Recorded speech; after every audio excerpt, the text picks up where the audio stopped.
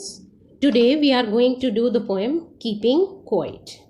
It is the third poem in 12th class book. This is written by Pablo Neruda. So first read about the poet. Pablo Neruda is the pen name of Neftali Ricardo Reyes Basalto. ये उनका pen name था. Pen name होता है जिस नाम से वो लिखते हैं. पेन नेम जिस नाम से वो लिखते हैं. कई बार अपने ही नाम से लिखा जाता है. कई राइटर्स पोइट्स रियल नेम से लिखते हैं. इन्होंने अपना पेन नेम रखा हुआ था पेब्लो नेरूडा. उनका रियल नेम था Neftali Ricardo Reyes Basoalto. Who was born in the town of Parral in Chile. वो चिली में पैदा हुए थे और ये वहाँ की जो कैपिटल है उससे ज़्यादा दूर नहीं है, उसके साउथ में है. तो आप सोचोगे कि पेन नेम उन्होंने क्यों रखा होगा. तो उनके फादर जो थे वो उनकी पोइट्री के ख़िलाफ़ थे, तो उन्होंने अपना शायद उसी वजह से पेन नेम चेंज कर लिया हो ताकि उन्हें पता ना लगे. और बाद में वो उसी नाम से फेमस हो गए थे. उन्होंने काफ़ी कम एज में लिखना शुरू किया था. और नेरूदा नाम के कोई पोइट थे, वो काफ़ी उनसे इम्प्रेस्ड थे, इसलिए उन्होंने उनके नाम पे अपना नाम रखा था.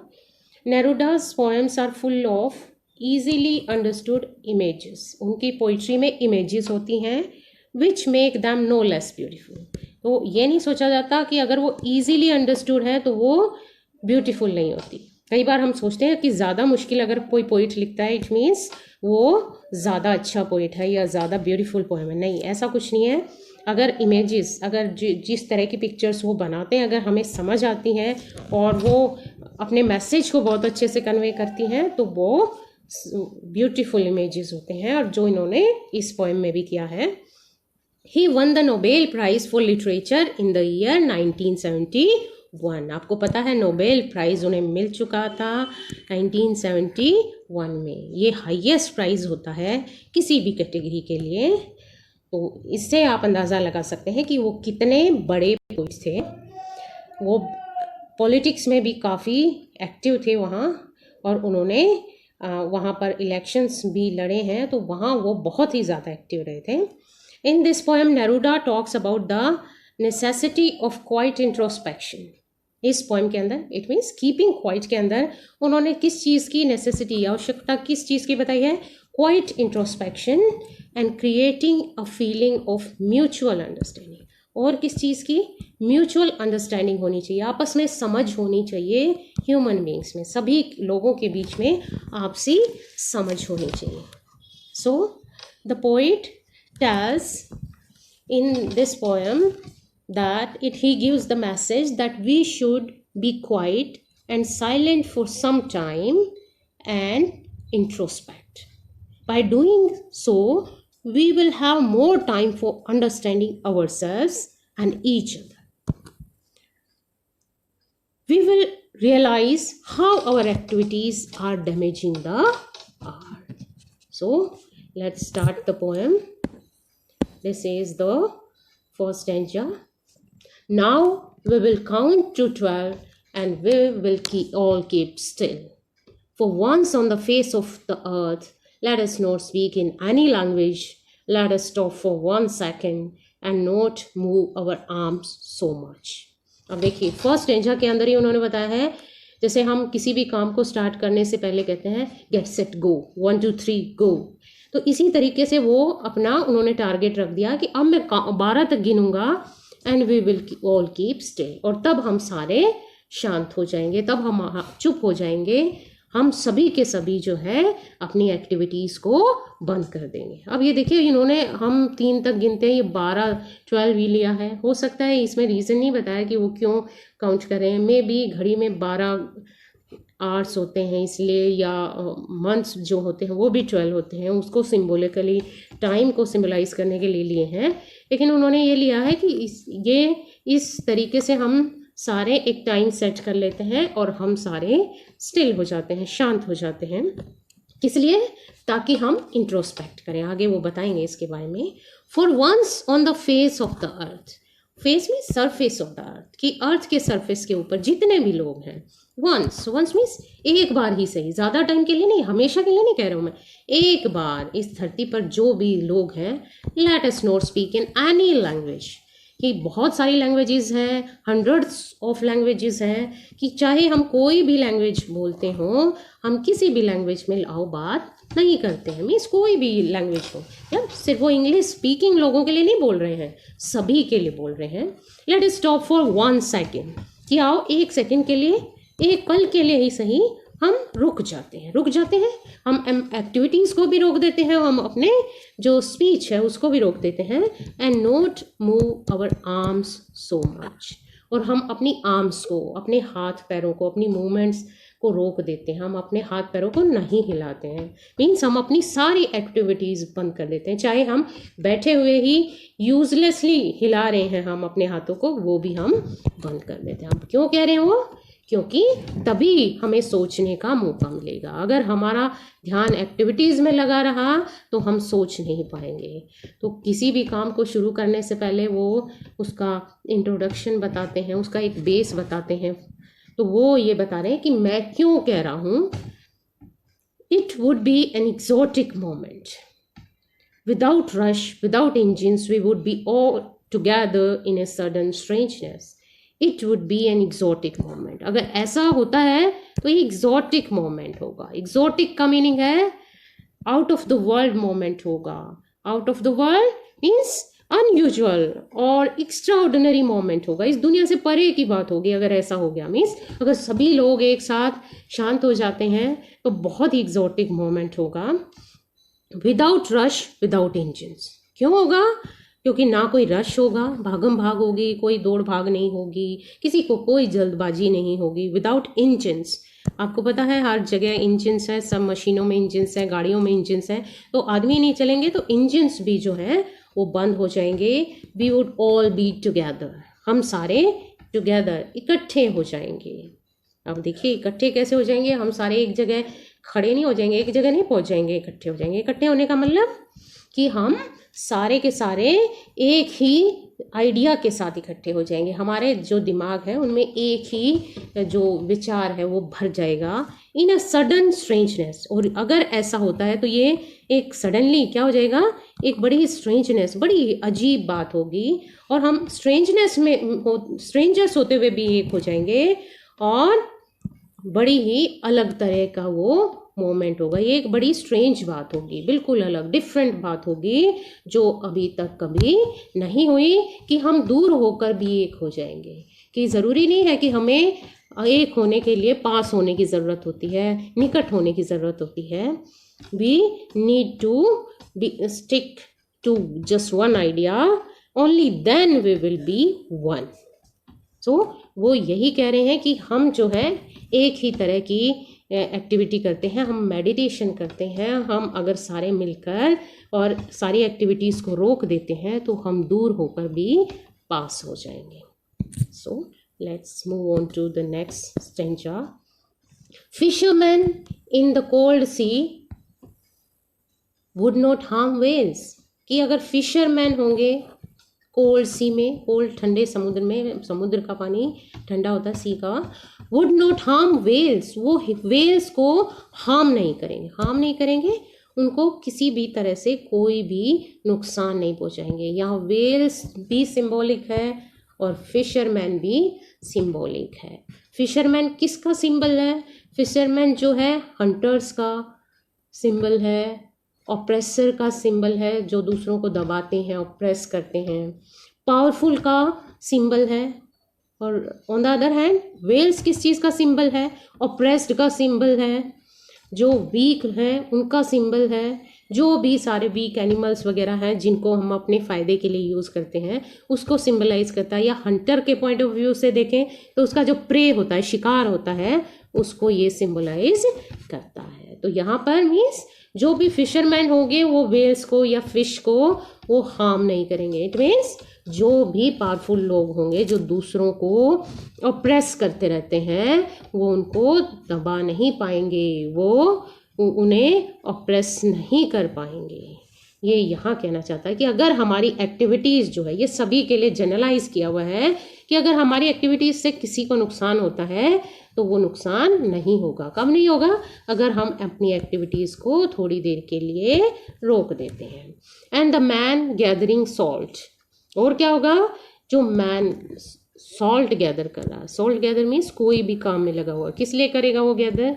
क्योंकि उसको एक प्रोडक्ट बनाना है या अपनी लिविंग चलानी है, वो अपना सर्वाइवल चाहता, किसी भी तरीके से वो किसी काम में लगा हुआ है। ये भी सिंबॉलिक है, सिर्फ ये सॉल्ट गैदर करने वालों के लिए नहीं है। कोई भी आदमी अपने सर्वाइवल के लिए कुछ भी करता है, उसको सिंबलाइज करता है। Would look at his hurt hands, वो अपने हर्ट हैंड्स को देख सकेगा। हर्ट मीन्स वाउंडेड हैंड्स, वो अपने वाउंडेड हैंड्स को देख सकेगा। आपको पता है जब वो सॉल्ट इकट्ठा करते हैं तो उनके हाथ भी हर्ट हो जाते हैं। तो यहाँ कहने का मतलब क्या है कि जब भी हम कोई काम करते हैं उससे दूसरों का नुकसान होता है या नहीं वो तो दूसरी बात है, कई बार उससे हमारा भी नुकसान होता है, लेकिन हम वो काम करते जाते हैं क्योंकि हमें उसकी ज़रूरत है और हमारी वो लिविंग का ज़रिया है।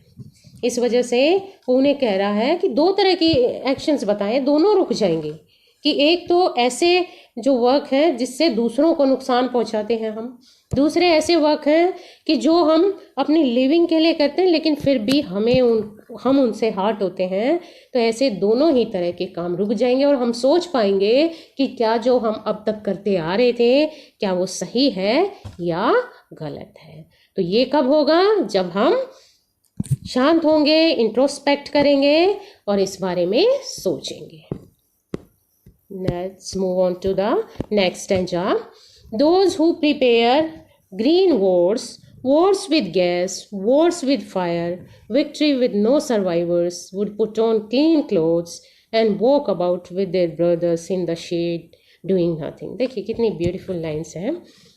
Those who prepare green wars, कि वो लोग जो प्रिपेयर करते हैं, तैयारियां करते हैं ग्रीन वॉर्स की।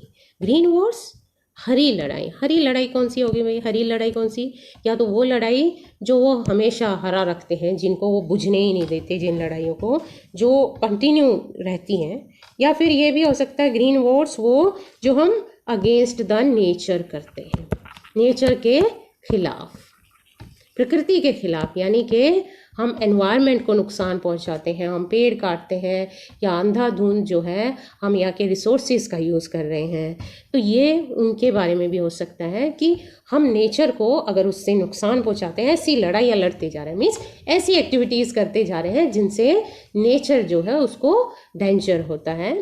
या फिर ऐसी लड़ाइयाँ Wars with gas, Wars with fire, या फिर ऐसी लड़ाइयाँ लड़ते हैं जिनमें गैस का यूज़ होता है, फायर के आर्म्स का यूज़ होता है, फायर आर्म्स का यूज़ होता है या गैशियस बॉम्ब्स वगैरह का यूज़ होता है। तो बहुत ही ज़्यादा डेंजरस इस तरह की वॉर्स होती हैं। तो जब हम इस तरह की लड़ाइयाँ लड़ते हैं या जो लोग इनकी तैयारियाँ कर रहे हैं, जो लोग इनमें लगे हुए हैं, ऐसी जो वॉर्स होती हैं विक्ट्री लाती है, जीत होती है विद नो सर्वाइवर्स, लेकिन कोई सर्वाइवर नहीं बचता। सर्वाइवर होता है वो आदमी जो बहुत ही ज़्यादा डिफ़िकल्ट टाइम के बाद भी वो कंटिन्यू टू लिव, वो ज़िंदा रहता है, यानी कि बहुत बुरा टाइम से गुज़र जाता है और उससे निकल जाता है, उसको बोलते हैं सर्वाइवर। तो जिसमें सर्वाइवर कोई नहीं बचता, विक्ट्री तो हो जाती है। देखिए हम लड़ाइयाँ किस लिए लड़ते हैं? ताकि हम दूसरे को दिखा सकें कि हम जीत गए, दूसरे को के ऊपर अधिकार कर लें। लेकिन जब हम दूसरे के ऊपर अधिकार करने के लिए कुछ बचता ही नहीं है तो ऐसी विक्ट्री का कोई फ़ायदा नहीं है।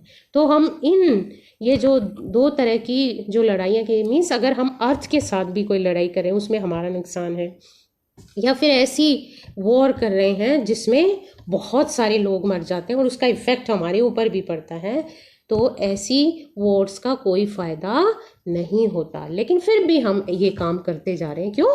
क्योंकि हम अपने अंदर इंट्रोस्पेक्ट ही नहीं करते, हम झांकते ही नहीं अपने अंदर। लेकिन अगर हम ऐसा करेंगे, अगर हम अपने अंदर झांकेंगे तो क्या होगा? Put on clean clothes, those, वो लोग भी पुट ऑन क्लीन क्लोथ्स, वो भी क्लीन क्लोथ्स पहन सकेंगे। ये भी सिंबॉलिक है। सिंबॉलिक का मतलब इसका भी लिटरल मीनिंग नहीं है यहाँ पे, इसका सिंबॉलिक मीनिंग है कि वो भी अपनी आत्मा को स्वच्छ कर सकेंगे। क्लीन क्लोथ्स का मतलब उनकी भी आत्मा स्वच्छ हो सकेगी, उनके अंदर भी बुराई नहीं बचेगी। They will be good people, वो भी अपने बारे में अच्छा सोच सकेंगे, वो भी कोई गलत काम करने से बच जाएंगे। And walk about with their brothers, और वो क्या करेंगे, walk about with their brothers, अपने ब्रदर्स के साथ। यहाँ ब्रदर्स का मतलब रियल ब्रदर्स नहीं है, यहाँ ब्रदर्स का मतलब है एनिमीज, जो दुश्मन है, जिनको वो दुश्मन समझे हुए हैं, जिन लोगों को, जिनके खिलाफ वो लड़ाइयों की तैयारियां करते हैं। लेकिन अगर हम उन लड़ाइयों की तैयारियां रोक देंगे तो क्या हो जाएगा, वो हमारे ब्रदर्स हो जाएंगे और हम उनके साथ हाथ से हाथ मिलाकर चल सकेंगे, उनके साथ चल सकेंगे। इन द शेड, और शेड में, जैसे कहते हैं ना, उनकी छत्र छाया में, उनके सहारे, उनकी सपोर्ट में, उनकी हेल्प में। डूइंग नथिंग, देखिए मुझे ऐसा करने में कुछ करना ही नहीं पड़ेगा हमें। देखिए हम लड़ाइयाँ लड़ते हैं, वॉर्स की प्रिपरेशंस करते हैं, इतना कुछ करते हैं, लेकिन उनसे हमें कुछ नहीं मिलता। लेकिन अगर हम उन लड़ाइयों को छोड़ देंगे तो क्या हो जाएगा, हमें कुछ करना भी नहीं होगा और उनकी सपोर्ट भी मिलेगी और हमें ब्रदर्स की तरह वो हेल्प करेंगे। तो देखिए कितना फ़ायदा है कि आपको कुछ करना भी नहीं है और आपको उसका फ़ायदा भी हो रहा है, आपको एडवांटेज भी मिल रही है उससे। तो बेटर है हम ज़रा सोचें और ये देखें जो हमारे एक्शंस हैं उनकी कॉन्सिक्वेंसेस क्या होंगी। अगर उनकी कॉन्सिक्वेंसेस के बारे में हम सोच लें तो शायद ये जो मैड रश है वो बंद हो जाएगा। Therefore, we need to think about it, that we are digging our own graves if we are preparing all these kinds of wars. Now, let's move on to the next stanza. This is a very important stanza, or you can say this is this includes the theme of the poem. What I want should not be confused with total inactivity. कि जो मैं चाहता हूँ उसको confuse नहीं करना, उसको misunderstood नहीं करना है। कि जो मैं चाहता हूँ, कि मैं क्या चाहता हूँ, इनएक्टिविटी हो, लोग थोड़ी देर के लिए साइलेंट हो जाएं, बट कंफ्यूज मत होना इसमें। मैं टोटल इनएक्टिविटी नहीं चाहता, कि मिसअंडरस्टूड मत करना इससे कि मैं टोटल इनएक्टिविटी चाहता हूँ, लेजीनेस चाहता हूँ। मैं लेजीनेस नहीं चाहता, मैं किसी भी तरह की लेजीनेस नहीं चाहता। मीन्स ऐसा हो जाए कि लोग इनएक्टिव हो जाएं, ऐसा मैं नहीं चाहता। Life is what it is about, क्योंकि लाइफ तो इसी के बारे में है। आपने सुना होगा जीवन चलने का नाम है, तो लाइफ तो है ही एक्शन। अगर लाइफ में एक्शन नहीं है, एक्टिविटी नहीं है, तो वो लाइफ वर्ड का मीनिंग ही नहीं है, क्योंकि life itself symbolizes live things. और तो इसका मतलब हम लाइव ही नहीं है, हमारे अंदर लाइफ ही नहीं है, तो वो इस तरह की इनएक्टिविटी मैं नहीं चाहता। मैं चाहता हूँ लोग एक्टिव रहें। I want no truck with death, मौत से मैं किसी भी तरह की समानता नहीं चाहता। नो ट्रक विद इसका मतलब है, एक ईडियम है, इसका मतलब होता है कि मैं उसके जैसा कोई चीज़ नहीं चाहता। यहाँ पर किससे, मौत के जैसी। कि कहीं आप ये सोचो कि जैसे डेथ में लोग इनएक्टिव हो जाते हैं और कुछ भी नहीं करते, जैसे मौत में आदमी हो जाता है, वैसी इनएक्टिविटी मैं नहीं चाहता। If we were not so single minded, और ये चीज़ मैं चाहता भी नहीं अगर हम इतने सिंगल माइंडेड नहीं होते। सिंगल माइंडेड का मतलब एक डर्रे पर चलने वाले, एक ही दिमाग में सोचने वाले, एक ही तरफ चलने वाले नहीं होते। एक ही तरफ चलने वाले का मतलब है बस अपने दिमाग में एक सेट कर रखा, हमने ये काम करना है, ये यहाँ ये जॉब करनी है, वहाँ आना, ये करना है। हम उसके अलावा अगर कुछ सोचते तो मैं ये बात भी नहीं करता। लेकिन हम कैसे हैं, we have become so single minded. एक डायरेक्शन में हमारा दिमाग चल रहा है, और कौन सी डायरेक्शन है, about keeping our lives going. केवल अपनी जिंदगियों को मूव करने में, गो करने में ही हम लगे हुए हैं। हम सिर्फ अपनी लाइवलीहुड कमाने में लगे हुए हैं। हम ये नहीं देख रहे कि क्या हम उससे खुश हैं या नहीं है। तो हमें क्या करना है, हमें देखना है कि क्या जो हमारे एक्शंस हैं उनसे वो हमें खुशी देते हैं। क्या वो हमारी हैप्पीनेस का कारण है, क्या वो दूसरों की हैप्पीनेस का कारण है, ये हमें सोचना चाहिए। और अगर हम ऐसे होते हैं, हम इतना सोच लेते हैं, तो मैं इनएक्टिविटी की बात ही नहीं करता। And for once could do nothing. और अगर हम ऐसे होते कि वंस, एक ही बार सही, हम कुछ नहीं करते, कि शांत होकर हम सोच लेते, इंट्रोस्पेक्ट कर लेते, परहैप्स अ ह्यूज साइलेंस, तो शायद एक बड़ा सा जो साइलेंस होता उस टाइम जब हम सोचते, तो बड़ा सा जो साइलेंस होता, बड़ी सी जो क्वाइटनेस होती, माइट इंटरप्ट दिस सैडनेस। तो वो इस सैडनेस को, ये जो हमारे अंदर डिप्रेशन है, ये जो हमारे अंदर इस तरह की फीलिंग है, दुख की फीलिंग है, उसको इंटरप्ट कर सकता था, रोक सकता था, स्टॉप कर सकता था, एंड कर सकता था।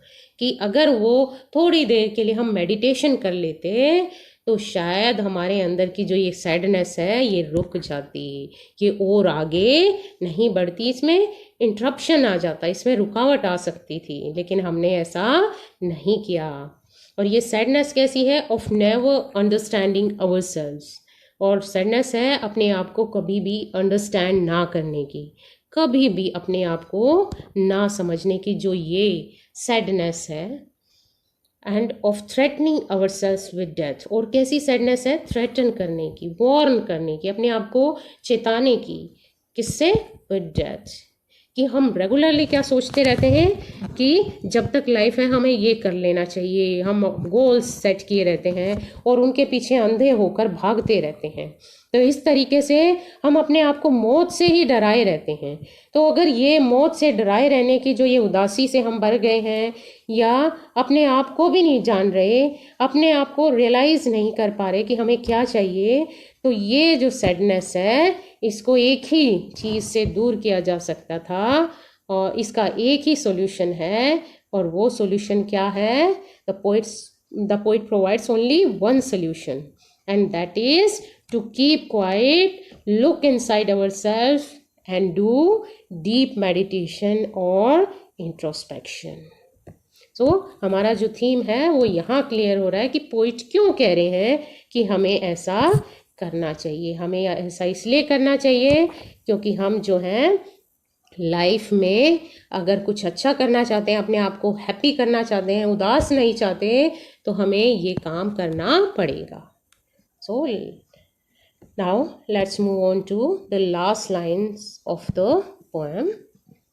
Perhaps the earth can teach us, as when everything seems dead and later proves to be alive. Now I will count up to 12 and you will keep quiet and I will go.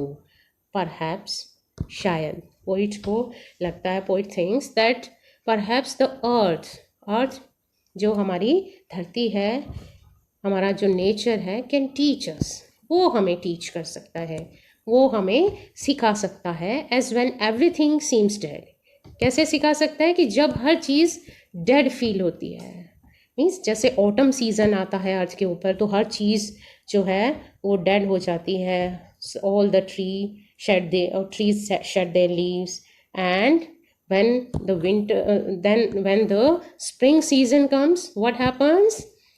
It comes alive, everything comes alive, हर चीज़ जो है फिर से जीवित हो जाती है। और जो अब लाइफ मिलती है वो एक नई लाइफ होती है, एक नई एनर्जी के साथ हर चीज़ जो होती है फिर से ग्रो हो जाती है। तो इसी तरीके से हम भी कर सकते हैं। ये मैसेज हम अर्थ से ले सकते हैं कि हम अगर थोड़े समय के लिए एक्टिविटीज़ को बंद कर दें, हमें सोचने का मौका मिले, तो हम अपने आप को प्रिपेयर कर सकेंगे और नई एनर्जी के साथ हम आगे बढ़ सकेंगे। तो इन लाइनों में ये कहा गया है, the poet tells that we should take a lesson from the mother earth itself.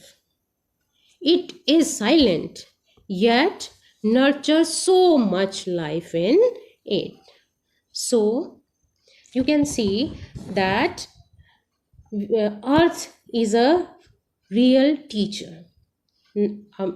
The last lines hai, now I'll count up to 12 and you keep quiet and I'll go.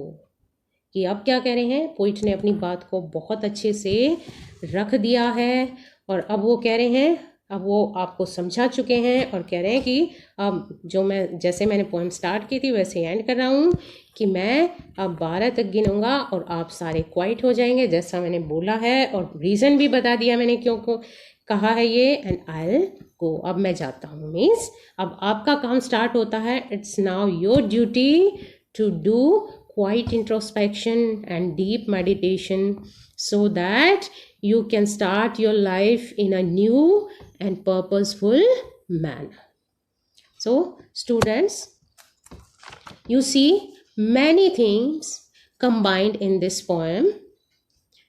The main theme is of deep meditation and relationship, Along with that, it talks about the universal brotherhood, peace, non-violence, meaningful existence, and sustainable development, of course. So these were the themes included in the poem.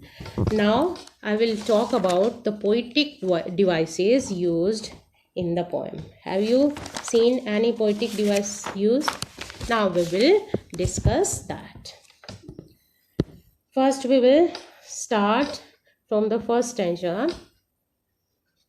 We will count to 12 and we will all keep still. यहाँ पे आप देख रहे हैं we will repetition है, तो एक तरीके से ये पेलिलोजिया है या यूँ कह सकते हैं एलिटरेशन भी कह सकते हैं। यहाँ पे इनको रिपीट किया गया, पूरे वर्ड्स को रिपीट किया गया है, तो यहाँ पर ये पोइटिक डिवाइस जो है वो यूज़ किया गया है। Now in the second stanza, arms so much. Arms जो है वो आपको पता है हमारे जो हैंड्स हैं उनके लिए यूज़ होता है, और किस चीज़ के लिए यूज़ होता है कि जो वेपन्स होते हैं उनके लिए भी यूज़ हो जाता है। तो यहाँ हम दोनों ही मीनिंग ले सकते हैं कि आर्म्स हम अपने हाथों को नहीं लाते, या हमारे जो आर्म्स जो वेपन्स हम यूज़ करते हैं उनको भी यूज़ नहीं करते हैं। तो यहाँ पर ये एक तरह का पन यूज़ किया है जिसमें एक वर्ड दो मीनिंग्स में यूज़ किया जाता है। Now let's move on to the sudden strangeness. Sudden strangeness here, this is alliteration. आप देख रहे हैं बेटे जो वर्ड है, जो अल्फ़ाबेट हैं, जो कॉन्सोनेंट्स हैं वो रिपीट हो रहे हैं। इट मीन्स एक ही साउंड को रिपीट किया जा रहा है, तो ये क्या है, यहाँ पर एलिटरेशन है। हिंदी में इसको अनुप्रास अलंकार भी बोलते हैं। उसके बाद नेक्स्ट आप पहुँचेंगे Wars with gas, Wars with fire. यहाँ पे भी आप इसके अंदर पेलिलोजिया मान सकते हैं या एलिटरेशन मान सकते हैं कि जब वर्ड जो है रिपीट होते हैं, तो यहाँ पर भी आप ये पोइटिक डिवाइस यूज़ देख सकते हैं। और इमेजरी तो आप हर जगह देख रहे हैं, हर जगह इमेजेस यूज़ किया है, जैसे यहाँ ब्रदर्स हैं उनको भी यूज़ किया है, तो क्लीन क्लोथ्स है, यहाँ भी क्या है, इमेजेस यूज़ की है। मीन्स क्लोथ्स जो है यहाँ पर लिटरल मीनिंग में नहीं आ रहा है। तो आप देखेंगे बहुत सारे जो है फिगर ऑफ स्पीच है या पोइटिक डिवाइस हैं यूज़ किए गए हैं। Next move on to the perhaps earth can teach us. यहाँ पे जो अर्थ है वो क्या है, पर्सोनिफाई किया गया है अर्थ को, यहाँ पर्सोनिफिकेशन है। क्यों? क्योंकि अर्थ को एक ह्यूमन बीइंग की तरह यहाँ पर डिपिक्ट किया गया है। फिर आगे बाद में इस तरीके से ये एक्सटेंडेड मेटाफर भी है, बार बार उसी बात को एक्सटेंड किया गया, उसी इमेजरी को बार बार रिपीट किया गया है। तो आप यहाँ देखेंगे बहुत सारे पोइटिक डिवाइसेस का यूज़ किया गया है और इमेजेस तो भरी पड़ी हैं।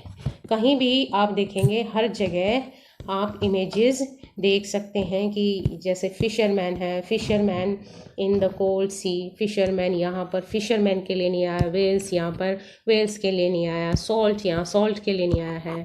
तो इस तरीके से आप देखेंगे this poem is full of imagery and very beautiful imagery. So I think the poem is very clear to you, and now let us move on to the questions.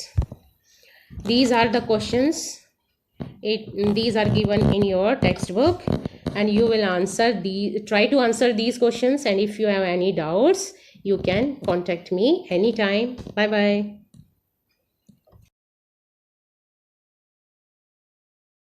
You